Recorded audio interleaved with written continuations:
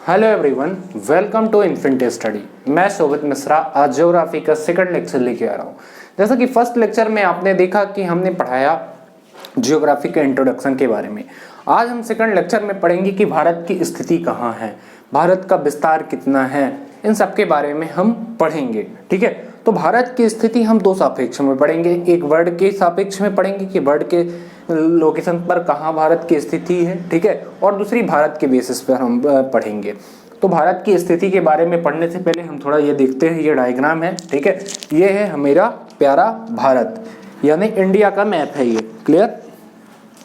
इसके बाद इसका ये कुछ नेबरहुड कंट्री यानी पड़ोसी देश हैं, जैसे कि ये हो गया पाकिस्तान, ये हो गया अफगानिस्तान, ये हो गया चाइना और ये हो गया नेपाल। ठीक है, फिर इसके बाद ये है भूटान, बांग्लादेश, म्यांमार और श्रीलंका, और ये पूरा मेरा प्यारा भारत। जैसा कि पहले लेक्चर में मैंने बताया आपको कि क्षेत्रफल की दृष्टि से भारत विश्व में 7वां स्थान रखता है, ठीक है, और जनसंख्या की दृष्टि से भारत दूसरा स्थान रखता है। अब आते हैं, पढ़ते हैं भारत की स्थिति कहाँ है, इसके बारे में हम पढ़ते हैं। सबसे पहले भारत की स्थिति, भारत की लोकेशन क्या है, ठीक है। तो दो सापेक्ष में हम पढ़ते हैं, एक विश्व में भारत की स्थिति को देखते हैं और दूसरा भारत में देखते हैं। तो देखो, विश्व में जब हम पढ़ते हैं तो इसमें दो चीजें देखते हैं, एक अक्षांश की दृष्टि से और दूसरा देखते हैं देशांतर की दृष्टि से। अक्षांश और देशांतर है क्या, ये सारी चीजें पहले जानते हैं। देखो, अक्षांश और देशांतर के लिए जब हम वर्ल्ड जियोग्राफी पढ़ेंगे तो उसके लिए एक पर्टिकुलरली लेक्चर या वीडियो में लेके आऊंगा, अक्षांश और देशांतर। अभी हम थोड़ा बेसिक चीजें अक्षांश और देशांतर के बारे में बताते हैं। जैसा कि मैंने पहले वीडियो में देखा कि ये क्या है, एक हमारा ग्लोब है, ठीक है। इसके जो बीचों बीच रेखा गुजरती है इसे हम कहते हैं भूमध्य रेखा या 0 डिग्री अक्षांश, या इंग्लिश में कहते हैं इक्वेटर लाइन, ठीक है। तो भूमध्य रेखा के समांतर खींची गई काल्पनिक रेखा को हम अक्षांश रेखा कहते हैं। समांतर कैसे, ये देखो, इसके ऐसे समांतर, ये कोई वास्तविक रेखाएं खींची नहीं गई, ये एक काल्पनिक रेखा है जिसे हम क्या कहते हैं, अक्षांश रेखाएं, ठीक है। इस तरह पूरी रेखाएं भूमध्य रेखा के समांतर खींची गई हैं ग्लोब पर। कहीं पृथ्वी पर ये रेखाएं नहीं खींची गई हैं, ये सिर्फ एक काल्पनिक रेखा है। तो अक्षांश रेखा हम किसे कहते हैं, ऐसी रेखाएं जिसको जो भूमध्य रेखा के या फिर इक्वेटर लाइन के या 0 डिग्री लाइन के समांतर खींची गई काल्पनिक रेखा हो, वही अक्षांश रेखाएं कहलाती हैं, ठीक है। तो देखो, दिशाओं को आपको थोड़ा नॉलेज तो होगा ही। ये है ईस्ट यानी पूर्व, ये है वेस्ट यानी पश्चिम, फिर ये नॉर्थ यानी उत्तर, ये वेस्ट यानी पश्चिम, और ये है दक्षिण यानी साउथ। क्लियर। तो पूर्व, पश्चिम, उत्तर और दक्षिण। तो 0 डिग्री के उत्तर में यानी नॉर्थ में कुल अक्षांश रेखाएं 90 खींची गई हैं और 0 डिग्री के दक्षिण में कुल 90 रेखाएं खींची गई हैं, ठीक है। तो यहाँ पर एक क्वेश्चन पूछता है कि भारत में कुल कितनी अक्षांश रेखाएं हैं, कुल कितनी अक्षांश रेखा है, ये डायरेक्टली क्वेश्चन पूछ लेता है। तो आप देखोगे कि 90 ऊपर यानी उत्तर दिशा में, 0 डिग्री के 90 उत्तर दिशा में और 0 डिग्री के दक्षिण में 90, ठीक है। तो 90 90 कितना हुआ, 19 + 19। और देखो, एक ये तो भूमध्य रेखा जो है ये भी तो एक अक्षांश रेखा है, 0 डिग्री अक्षांश रेखा, +1, तो इसलिए 181, 181 कुल अक्षांश रेखाएं खींची गई हैं। लेकिन क्वेश्चन यदि पूछता है कि भारत में कुल कितनी अक्षांश रेखा है, तब आप 181 नहीं लगाओगे, 179 लिखोगे। क्यों?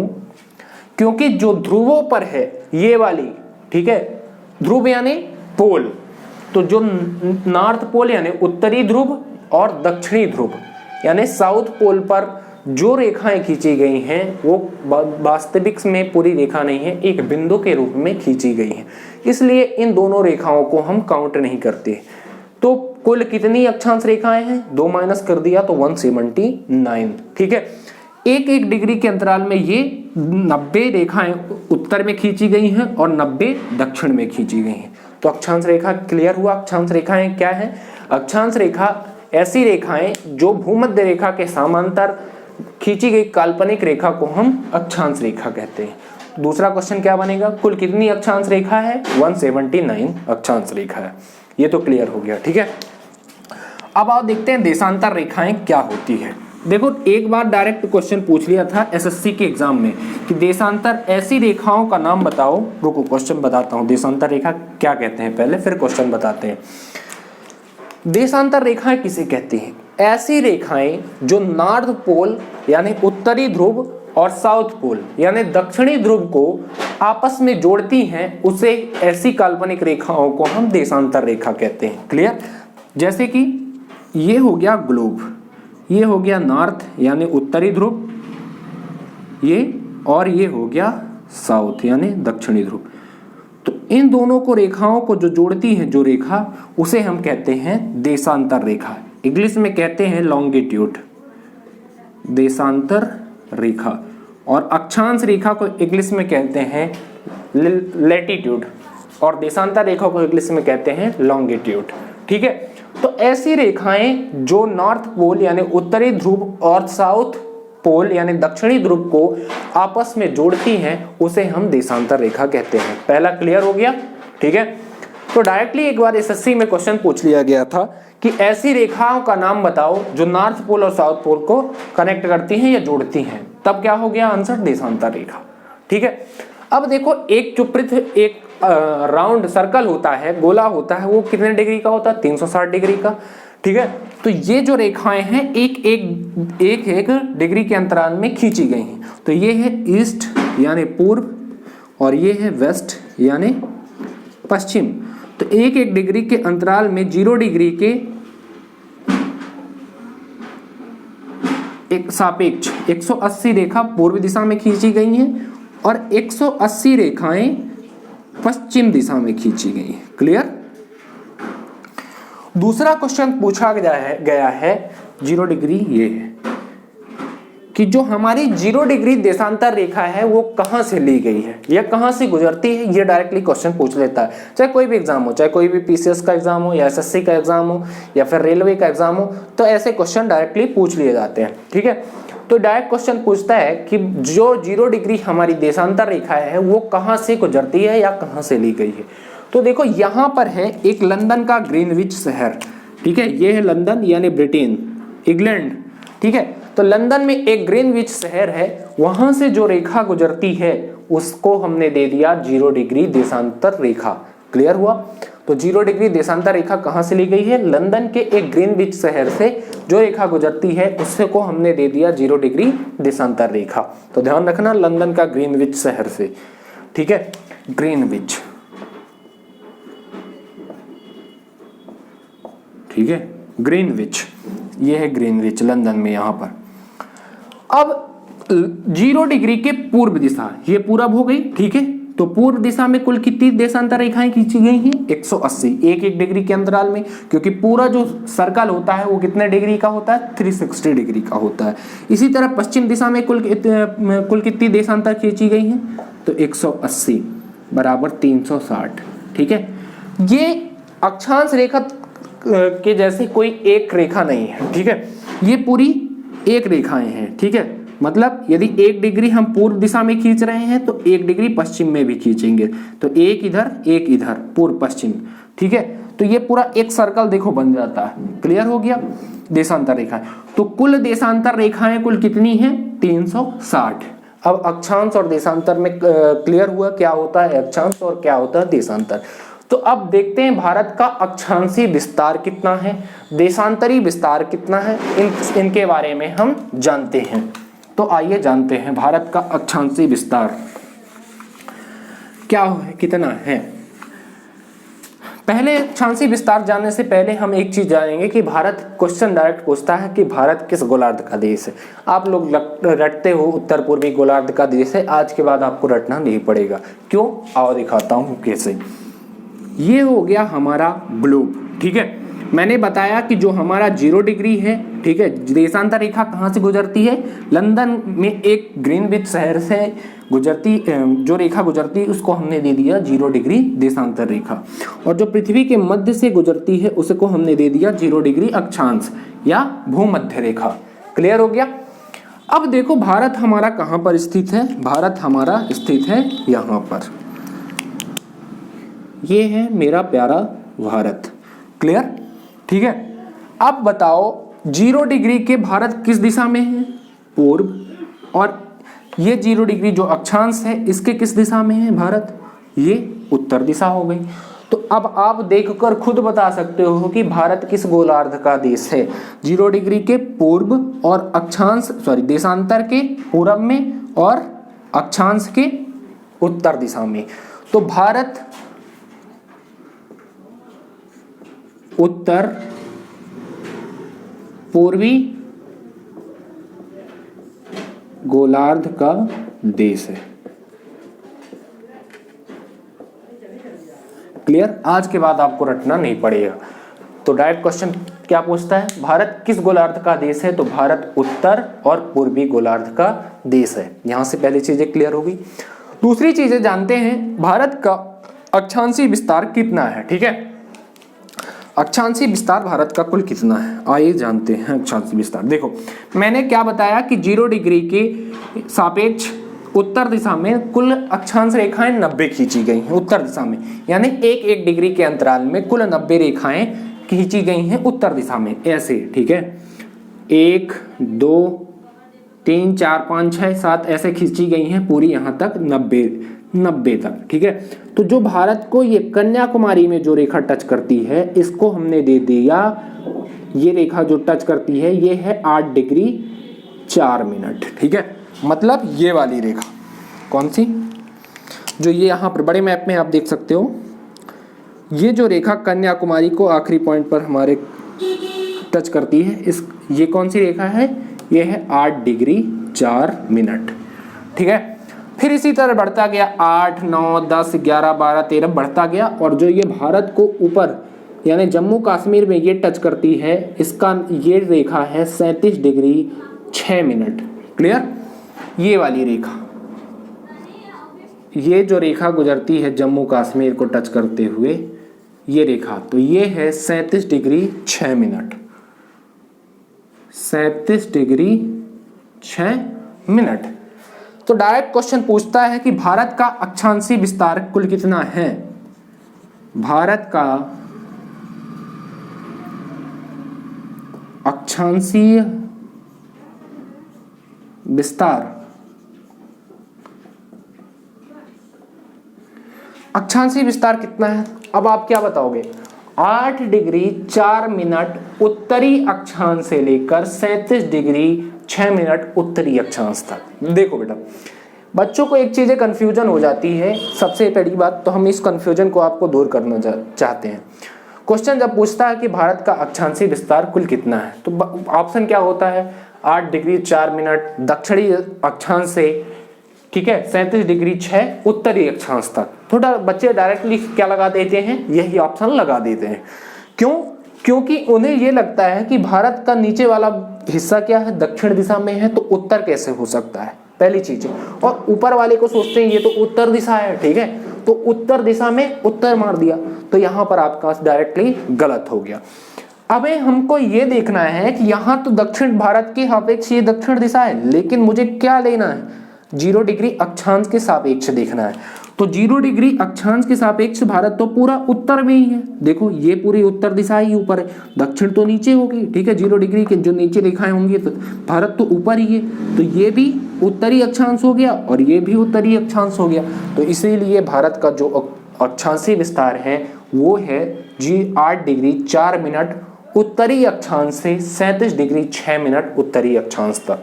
ठीक है, 8 डिग्री 4 मिनट उत्तरी अक्षांश से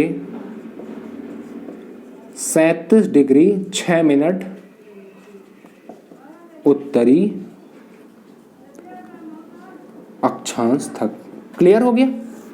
ये हो गया भारत का अक्षांशीय विस्तार। क्लियर? अब देखते हैं भारत का देशांतरी विस्तार कुल कितना है। आओ समझते हैं भारत का देशांतरी विस्तार। इरेज कर रहे हैं इसको हम। भारत का जब देशांतरी विस्तार पढ़ते हैं तो इसके लिए एक चीज देखते हैं। देखो ये हो गया मेरा ग्लोब। अब मैंने क्या बताया कि जो 0 डिग्री देशांतर रेखा गुजरती है वो कहां से गुजरती है? इंग्लैंड के ग्रीनविच शहर से। ठीक है, तो ये हो गया 0 डिग्री देशांतर। मेरा भारत कहां पर है? ये यहां पर। ठीक है, तो इसी तरह बढ़ती गई 1 2 10 15 20 25 ऐसे बढ़ती गई। ठीक है, तो जो ये भारत को गुजरात में सबसे रेखा जो टच करती है ये है 68 degree 7 minute. Clear? 68 degree 7 minute, मतलब ये वाली रेखा जो ये भारत को ये गुजरात वाली ये टच करती है ये है 68 डिग्री 7 मिनट। ठीक है, फिर बढ़ता गया 69 17 80 19, तो ऐसे बढ़ते बढ़ते एक एक डिग्री के अंतराल में 180 रेखाएं पूरब दिशा में खींची गई। मैंने आपको पहले ही बताया। ठीक है, तो ये जो अरुणाचल प्रदेश को जो ये रेखा टच करती है ये है 97 डिग्री 25 मिनट, यानी ये वाली रेखा जो ये अरुणाचल प्रदेश को ये लास्ट में टच करती है। ठीक है, तो ये कौन सी रेखा है? 97 डिग्री 25 मिनट। तो यहां से डायरेक्ट क्वेश्चन पूछता है कि भारत का देशांतरी विस्तार कुल कितना है। तो भारत का देशांतरी विस्तार अब आप खुद देखकर लगा सकते हो कि 68 डिग्री 7 मिनट कौन सा है देशांतर? पूर्वी देशांतर से 97 डिग्री 25 पूर्वी देशांतर तक है। ठीक है, ये चीजें क्लियर हो गई। फिर आपको यहीं पे कंफ्यूजन होगा कि डायरेक्ट क्वेश्चन में जब पूछेगा तो आप इधर क्या है दक्षिण समय पश्चिम मानकर पश्चिम इसे लगा दोगे, लेकिन पश्चिम यहाँ पर नहीं होगा। क्यों? क्योंकि देशांतर रेखा की ये कौन सी दिशा है? भारत पूरब में ही स्थित है। मैंने इसीलिए सबसे पहले क्वेश्चन बताया कि भारत कौन से गोलार्ध में स्थित है। ध्यान रखना, उत्तर और पूर्व। तो ये ध्यान रखना, अक्षांश आएगा तो पूरा उत्तर होगा और देशांतर आएगा तो पूरा पश्चिम आएगा। क्लियर हो गया? ठीक है, सॉरी, अक्षांश आएगा तो पूरा उत्तर होगा और देशांतर आएगा तो पूरा पश्चिम होगा, सॉरी पूर्व होगा। क्लियर? ये चीजें क्लियर हो गई। तो भारत का जो देशांतरी विस्तार है वो कितना है? भारत का देशांतरी विस्तार, देशांतरी विस्तार क्लियर कितना है? 68 डिग्री 7 मिनट पूर्वी देशांतर से 97 डिग्री 25 मिनट पूर्वी देशांतर तक। ये हो गया भारत का देशांतरी विस्तार। क्लियर? Any doubt? चलो आगे बढ़ते हैं, कुछ चीजें और जानते हैं। ये था विश्व में हम विश्व के लोकेशन पर भारत की स्थिति को हमने जान लिया। अब जानते हैं कि भारत का जो हमारा क्षेत्रफल कितना है। भारत का क्षेत्रफल, भारत का कुल क्षेत्रफल कितना है? भारत का कुल क्षेत्रफल यानी जो द्वीप है ये वाले अंडमान निकोबार द्वीप समूह, ये पूरा अंडमान निकोबार द्वीप समूह हो गया। ठीक है, एक मिनट, कुल क्षेत्रफल जानने से पहले एक चीज और डायरेक्ट क्वेश्चन पूछता है कि भारत का द्वीपों समेत अक्षांशीय विस्तार कुल कितना है। तो ये हमने क्या जाना? सिर्फ मेन भूमिका कन्याकुमारी से लेकर जम्मू कश्मीर तक की हमने अक्षांशीय विस्तार देखा है। यदि सिर्फ भारत का अक्षांशीय विस्तार पूछता है तब 8 डिग्री 4 मिनट से हम क्या लगाएंगे? 37 डिग्री 6 मिनट। लेकिन यदि द्वीपों समेत पूछता है भारत का कुल अक्षांशीय विस्तार तब आप क्या लगाओगे? यहां देखो, ये है हमारा अंडमान निकोबार द्वीप समूह, अंडमान निकोबार द्वीप समूह ये है। ठीक है, ये वाला, तो ये लास्ट में है निकोबार। तो यहां से एक रेखा गुजरती है ऐसी अक्षांश रेखा, ये है 6 डिग्री 4 मिनट। ठीक है, तो यदि क्वेश्चन ये पूछता है कि भारत का द्वीपों समेत अक्षांशीय विस्तार कुल कितना है, तो द्वीपों समेत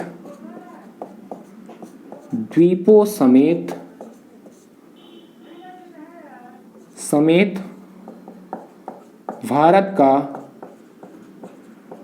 अक्षांशीय विस्तार, अक्षांशीय विस्तार कितना है द्वीपों समेत? 6 डिग्री 4 मिनट उत्तरी अक्षांश से 97 डिग्री 25 मिनट उत्तरी अक्षांश तक। ठीक है, क्लियर? ये हो गया द्वीपों समेत भारत का अक्षांशीय विस्तार। कहां से कहां तक लेकर? 6 डिग्री 4 मिनट उत्तरी अक्षांश से 97 डिग्री 25 उत्तरी अक्षांश तक। ठीक है, देखो कन्याकुमारी यहां तक है और हमारा जो अंडमान निकोबार द्वीप समूह का जो भाग है वो थोड़ा और नीचे है। तो मैंने क्या बताया आपको, ग्लोब में बताया कि ये हो गया 0 डिग्री, और इसी तरह 1 2 3 4 एक रेखा हो गई, 2 हो गई, 3 डिग्री बढ़ते बढ़ते 90 तक जाती है। तो यहाँ ये जो रेखा ये वाली टच करती है, ये है 6 डिग्री 4 मिनट। ठीक है, अंडमान निकोबार द्वीप समूह का ये निकोबार द्वीप है, ग्रेट निकोबार। ठीक है, चलो अब भारत का कुल क्षेत्रफल जानते हैं कि भारत का कुल क्षेत्रफल कितना है, यानी द्वीपों समेत। इधर हो गया अंडमान निकोबार द्वीप समूह, लक्षद्वीप हो गया, ठीक है, दादर एवं नागर हवेली हो गई, तो ये सारी चीजें हो गई। तो इनके समेत भारत का कुल क्षेत्रफल है 32,87,263 वर्ग किलोमीटर। ये हो गया भारत का कुल क्षेत्रफल। ठीक है, 32 लाख यानी 32,87,263 वर्ग किलोमीटर। ठीक है, स्क्वायर किलोमीटर। तो ये टोटल भारत का एरिया हो गई, कुल क्षेत्रफल जो एरिया है। ठीक है ना, तो एरिया कुल कितनी है? 32,87,263 वर्ग किलोमीटर। क्लियर? अब थोड़ा सा एक चीज जानते हैं कि भारत का जो मानक समय रेखा है वो कहां से गुजरती है और कितनी है, ये सारी। तो मानक रेखा समय जानने से पहले जो हमारा टाइम जोन है, कुछ चीजें बेसिक आपको जाननी पड़ेगी। आओ जानते हैं। देखो हमारा जो ग्लोब होता है वो कितने डिग्री का होता है? 360 डिग्री का होता है। ठीक है, अब एक और क्वेश्चन पूछता है कि भारत में कुल कितनी देशांतर रेखाएं गुजरती हैं। तो अब आप खुद माइनस कर कर बता सकते हो। 97 डिग्री 25 मिनट से 68 डिग्री 7 मिनट जब माइनस करोगे तो लगभग आएगा 30। ठीक है, क्यों? क्योंकि एक एक डिग्री के अंतराल में मैंने पहले बताया आपको कि रेखाएं खींची गई हैं। तो भारत में कुल कितनी रेखाएं गुजरती है, कुल कितनी देशांतर रेखाएं गुजरती है? तो भारत में कुल 30 देशांतर रेखाएं गुजरती हैं। ये चीजें होगी। ठीक है, भारत में कुल 30 देशांतर रेखा गुजरती है। क्लियर? ये चीजें हो गई। अब हम जानते हैं एक चीज कि जो हमारा सर्कल होता है वो कितने डिग्री का होता है? पूरा 360 डिग्री का होता है, 360 डिग्री का।